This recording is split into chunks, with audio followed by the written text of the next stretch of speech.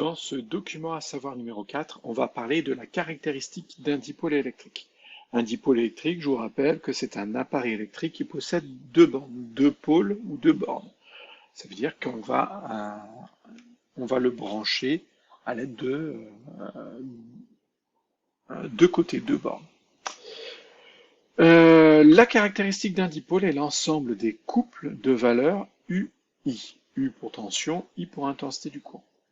Possible pour ce dipôle.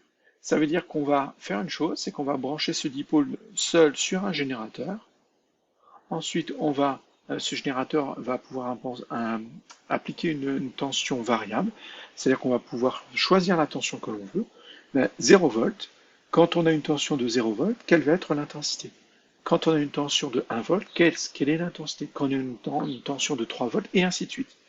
Et ce sont tous les couples de valeurs U et I possibles, ça veut dire qu'on va s'arrêter avant que l'appareil grille, avant que le dipôle ne grille. Le but ici est donc de représenter donc toutes les couples les couples de valeurs UI, tension, intensité. Il existe deux caractéristiques, celle qui est appelée tension-intensité, qui est en fait la courbe U est égale à F de I. Donc la courbe U est égale à F de I, on va faire un petit schéma supplémentaire. Hop, donc quand on a U est égal à F de I, ou I est égal à F de U, ça normalement ça doit être parlant pour vous parce que ça ressemble beaucoup à ce que vous voyez en mathématiques qui est Y est égal à F de X.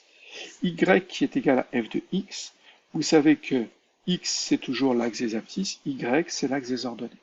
Et bien de la même façon, I est égal à F de U, I sera en ordonnée, U en abscisse. Et U est égal à F de I, on aura I en abscisse et U en ordonnée. Donc cette écriture-là doit être connue pour vous parce que utilisant mathématiques. Abscisse, ordonnée, abscisse, ordonnée, abscisse, ordonnée.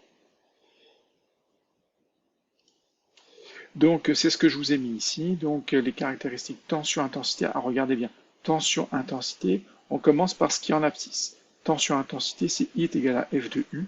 Donc on a eu la tension en abscisse et I en ordonnée.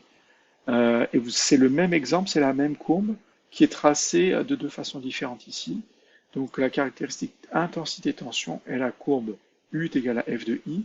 Donc U est en ordonnée et I en abscisse. I peut être représenté en ampères ou en milliampères. U est quasiment tout le temps en volt.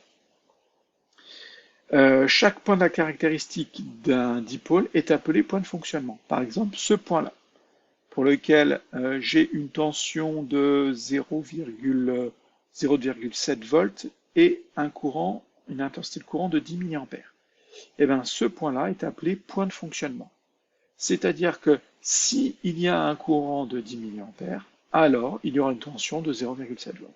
Ou alors, s'il y a une tension de 0,7 volts, alors il y aura un courant de 10 mA, une intensité de courant de 10 mA aux bornes de ce dipôle ou qui traverse ce dipôle.